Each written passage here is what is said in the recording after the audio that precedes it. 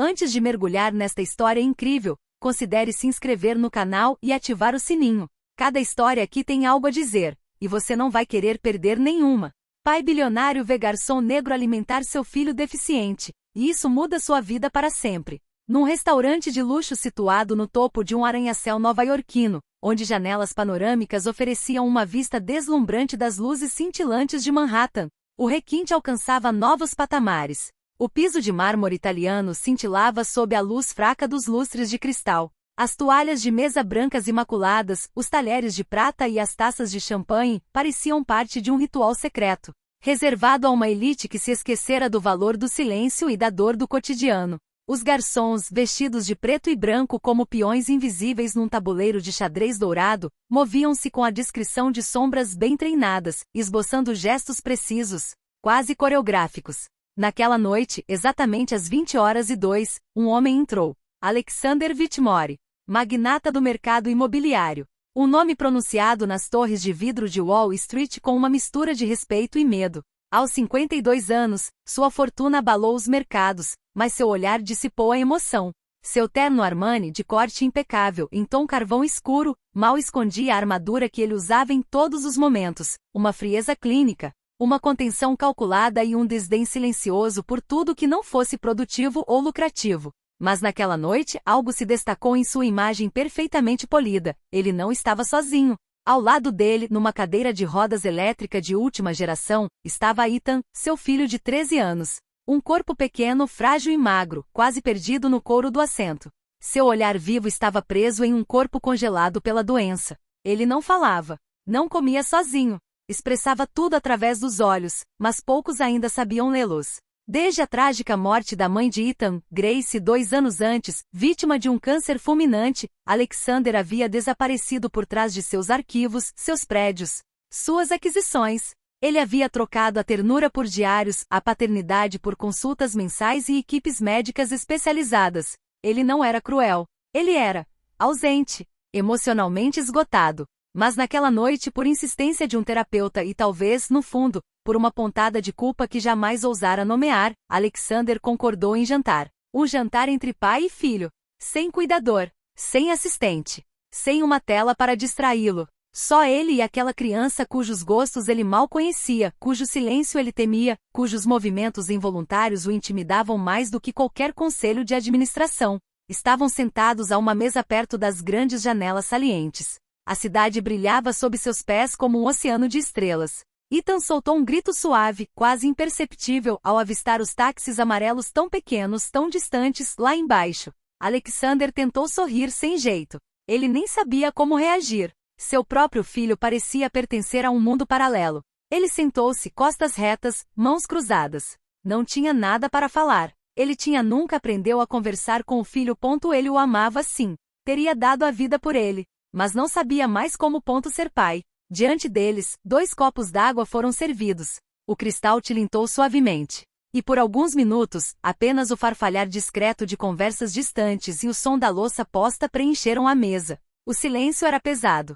Sufocante. Alexander olhou para o filho. Ethan o encarava. Intensamente. Como se estivesse esperando. Como se quisesse que ele ouça. Mas Alexandre não sabia por onde começar. O servidor atribuído à sua mesa foi chamado Jamal Brooks, 34 anos, constituição esbelta, pele morena e cálida, rosto sereno. Vestia um uniforme preto e branco com dignidade, mas não havia nada de submisso em sua atitude. Calmo, equilibrado, atento a tudo sem ser intrusivo, movia-se com a lentidão deliberada de quem se recusa a perturbar coisas frágeis.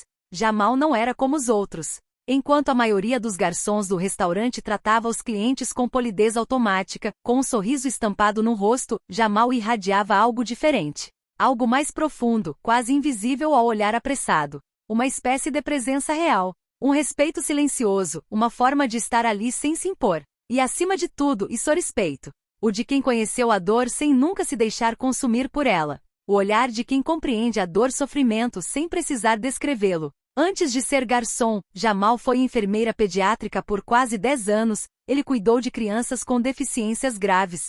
Segurou mãos trêmulas e aprendeu as habilidades de cuidado, empatia e escuta. Mas quando sua mãe sofreu um derrame incapacitante, ele teve que abandonar sua vocação para se tornar o pilar silencioso da sua própria família. O cargo no restaurante permitiu que ele se mantivesse próximo dela, mantendo uma conexão, ainda que tênue, com o atendimento ao próximo. Naquela noite, quando recebeu a ordem de tomar conta da mesa 17, notou imediatamente a cadeira de rodas, a atitude tensa do pai e, acima de tudo, o olhar de Ethan. Ele se aproximou com lentidão comedida e respeitosa. Com a bandeja perfeitamente equilibrada no braço esquerdo, inclinou-se ligeiramente, mas não muito, nem de forma condescendente, e olhou diretamente para Ethan. Então, com um sorriso sincero e cheio de luz, ele disse: "Boa noite, rapaz. Sou Jamal. Você é meu convidado especial esta noite, ok?" Ethan, surpreso, arregalou os olhos. Um aplauso, um pequeno grito, uma gargalhada quase contida escapou dele. Não foi um reflexo. Foi uma resposta. Um reconhecimento. Alexander, do outro lado da mesa, ergueu uma sobrancelha. Esperava que o garçom, como todos os outros, falasse. Para ele, o intermediário, o único capaz de compreender segundo as normas sociais. Mas não. Jamal nem sequer olhou para o seu fato ou para suas abotoaduras de ouro. Ele tinha visto a criança. E esse gesto simples, tão natural quanto um olá, já havia mudado a temperatura emocional ao redor da mesa. Jamal continuou, ainda de frente para Ethan, mas dessa vez gentilmente. "Quer que eu diga o que tem no cardápio? Tem macarrão dançando em molho de tomate e peixe que veio direto para o seu prato. Qual você escolhe?" Ethan acenou com os braços e soltou uma risada curta e feliz. Alexander, por outro lado, estava paralisado. Não era raiva, nem ciúme. Era espanto. Um choque leve, mas profundo. Jamal não estava ali para bajular o pai bilionário. Ele estava lá. Para o filho, simplesmente. Como se Ethan fosse um ser humano pleno, e não uma figura secundária à sombra de um pai famoso. Jamal então olhou para Alexander. Pacífico, respeitoso, mas franco. "Eu cuido de vocês dois esta noite, senhor. Se precisar de alguma coisa, é só me avisar." Alexander simplesmente assentiu. Pela primeira vez em muito tempo, ele sentiu que não tinha controle, mas que talvez não fosse é uma coisa ruim. Quando o prato chegou, um filé de salmão perfeitamente selado com purê de batatas trufado, os vapores se elevaram lentamente no ar, como uma oferenda silenciosa. O garçom colocou o prato delicadamente na frente de Ethan, depois de Alexander, e se retirou sem dizer uma palavra, como mandava o protocolo. Ele desviou o olhar, como se estivesse indigno daquele momento, como se ele não tivesse mais lugar naquela mesa. Por 10 longos minutos, Jamal foi o único elo vivo entre esse pai congelado e esse filho radiante. E quando terminou tão discretamente quanto havia chegado, levantou-se. Não tentou se demorar. Não esperou por agradecimentos. Tirou um pequeno pedaço de papel dobrado do bolso, colocou-o perto do copo d'água de Alexander e foi embora em silêncio. Alexandre ficou paralisado. Hesitou. Então, lentamente pegou o papel. Um bilhete simples, escrito à mão com uma letra limpa e direta. Dizia: "Seu filho é extraordinário. Não lhe falta nada, exceto olhar em seus olhos. Obrigada por me deixar ter este momento com ele. Jamal." Alexandre ficou parado ali, congelado. O papel tremia entre seus dedos. Seu coração, no entanto, havia se partido pela primeira vez em anos. Esta simples mensagem tinha acabado de colocar um espelho à sua frente. E naquele espelho ele não via mais o bilionário.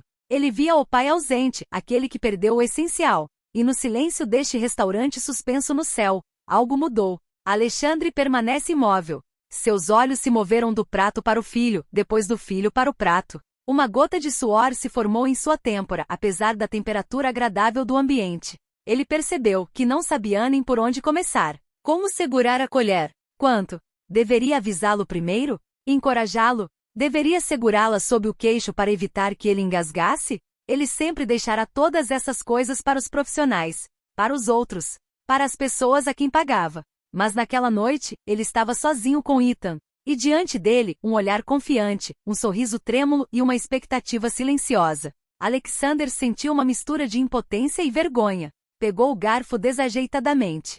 Sua mão tremia. Quis espetar um pedaço de peixe, mas errou. Conseguiu, mas o pedaço era grande demais. Olhou para Ethan, que salivava levemente, com as mãos apertadas nos braços da cadeira. Queria comer. Estava esperando. Mas Alexandre não sabia não fazer. Ele olhou para baixo, chocado com a realidade brutal. Ele era um homem que possuía edifícios, aviões, empresas em 3 continentes. e não conseguia alimentar seu próprio filho. Foi então que uma voz suave, quase sussurrada, o tirou de seu transe interior. Senhor Whitmore, se me permite. Era Jamal. Ele não foi abrupto. Ele não estava julgando. Ele não estava vindo para salvar o dia de forma arrogante. Ele estava vindo ajuda, com aquela calma benevolência que desarma os orgulhosos. Alexandre assentiu lentamente sem dizer uma palavra. Sentiu-se aliviado e envergonhado ao mesmo tempo. Jamal então se ajoelhou ao lado de Ethan, como um irmão mais velho atencioso. Dedicou-se a ajustar o guardanapo ao pescoço do menino com ternura respeitosa, nem muito condescendente nem muito distante. Então, com gestos firmes, cortou o peixe em pedaços perfeitamente proporcionais. Pronto, grandão.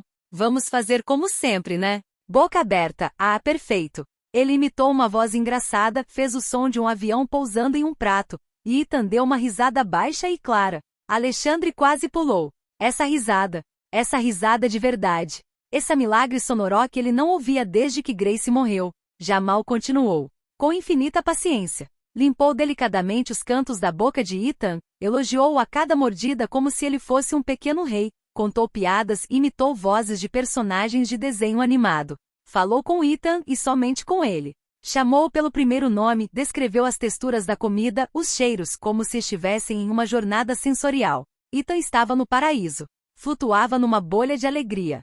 Ria, batia palmas suavemente e balançava com tanta felicidade que Alexander sentiu lágrimas brotarem dos olhos. Na manhã seguinte, o céu de Manhattan estava coberto por um véu cinzento, como se a própria cidade prendesse a respiração. Mas no coração de Alexander Whitmore, outro clima se instalava, o de uma nova turbulência interior, confusa, avassaladora, mas viva. Ele mal dormira. A noite toda pensara naquele momento, na risada do filho, naquele bilhete deixado na mesa. E acima de tudo, naquele homem, Jamal Brooks, que sem um diploma de elite, sem um título de prestígio, sem um convite formal, conheceu ver seu filho como ele mesmo nunca havia feito. Exatamente às 11h13, Alexander entrou novamente pelo restaurante. Mas desta vez não estava de terno. Usava uma camisa simples, um casaco cinza escuro e uma expressão mais pesada do que seu passado como magnata do mercado imobiliário. Eu não vou almoçar, ele disse calmamente para a anfitriã. Estou indo ver uma pessoa. Ele esperou num canto discreto, sentado, silencioso, sem falar no celular, sem pressa. Aqui. Quando Jamal finalmente saiu da cozinha vestido com seu traje impecável, mas com as mangas arregaçadas e os braços ainda úmidos da louça, ele parou de repente ao vê-lo. Não esperava por aquilo. Alexandre levantou-se, e com um gesto raro, quase desajeitado, estendeu a mão. Podemos falar? Jamal hesitou por um segundo, depois assentiu lentamente. Sentaram-se em um canto remoto da sala, diante de uma mesa vazia. Não frente a frente como dois adversários, mas lado a lado, como dois homens em busca da verdade nas entrelinhas. Alexandre olhou para ele então.